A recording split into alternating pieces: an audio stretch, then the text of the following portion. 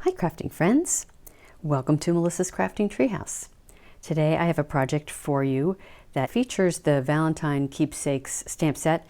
This is also one of my club and free card kit projects, so you can get the pieces and parts to make this project with a qualifying order. For details about my free card kit program, make sure to check out the link in the video description below.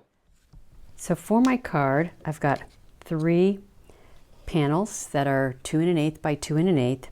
And I'm going to start by stamping them with Memento Black ink with 3 of the images in this stamp set. So I'm starting with this repeating hearts image.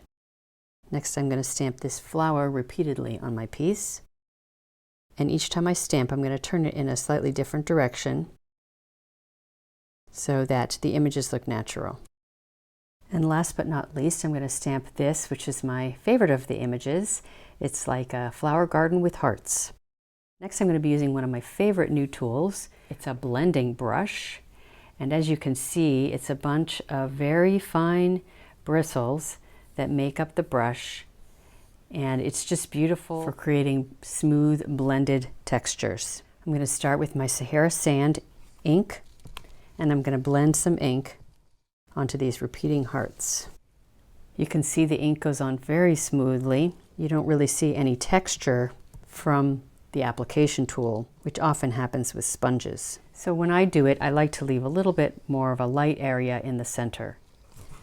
Next, I'm going to use my Blushing Bride and another one of my blending brushes to add some ink over these stamped flowers.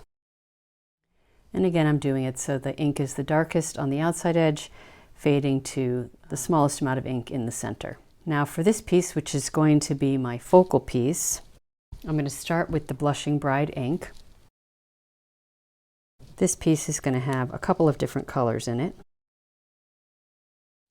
Next, I'm going to switch to my Rococo Rose, and I'm going to apply ink on the top half of this piece, starting off the page and moving towards the center with the darkest amount of ink at the edge.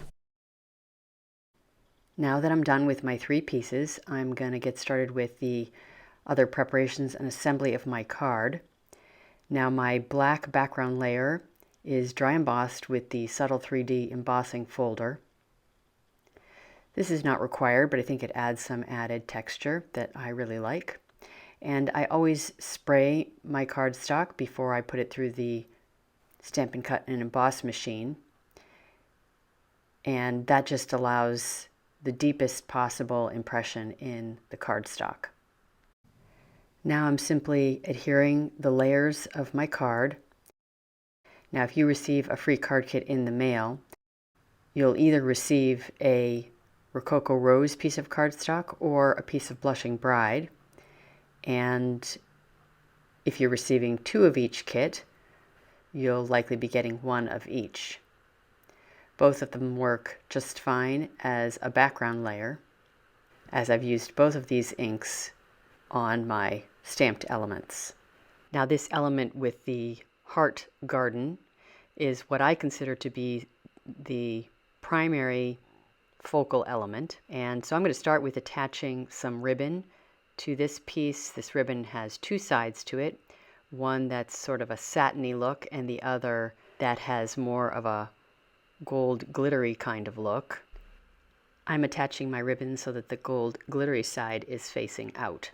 And I'm using glue dots on the end of this piece of ribbon and just folding it around the back side to attach it. This is actually called Blushing Bride Metallic Ribbon. I'm going to be putting Stampin' Dimensionals on the Heart Garden piece only, and the other square pieces will be flat on the card. So I'm going to start with just laying out my pieces to get their positioning, and the one on the left is justified so that it's even spacing top to bottom. The Sahara Sand piece in the middle is justified so that it's even to the right and left, and the final piece, the one I consider to be my primary focal piece, is in the lower right hand corner. And as you can see, the one on the left is attached first. The one in the middle is attached second over the top. And then last but not least, I'll attach that final piece on dimensionals in the lower right-hand corner.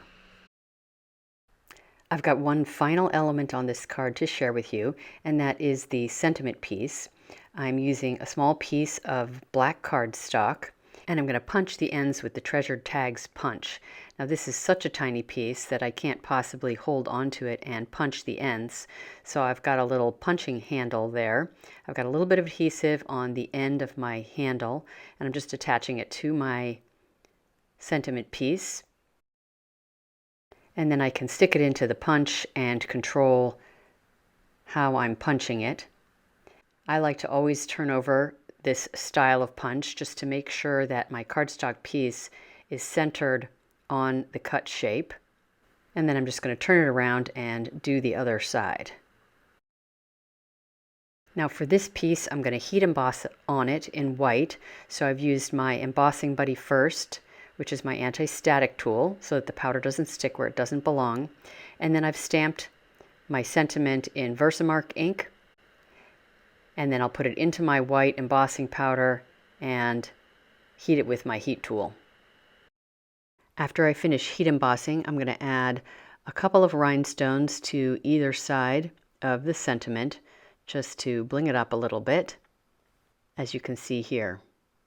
Now I've also done a version using Whisper White cardstock, just simply stamping it on black, and then I flanked it with some Blushing Bride rhinestones from the Elegant Faceted Gems pack. So here's what my card looks like with that white sentiment, and how it looks with the heat emboss sentiment. While this project is perfect for a Valentine's card, you could also use it in a more neutral way and just use a simple thank you sentiment. For this piece here, I didn't even punch the ends, and I think it looks great as well. When I attached my sentiment, I lined up the points of the ends with the top edge of my ribbon.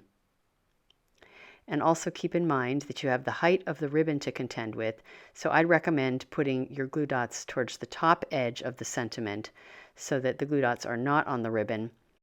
By doing that, you add height to the sentiment so that it's the same height as the ribbon. As a reminder, this is a club and free card kit project. To get free card kits, all you have to do is place a qualifying order in my online store. Plus, first-time customers get all 3 kits regardless of the order size. To learn more about how you can get free card kits, check out the link in the video description below. I hope you enjoyed my project today, and I look forward to seeing you again soon.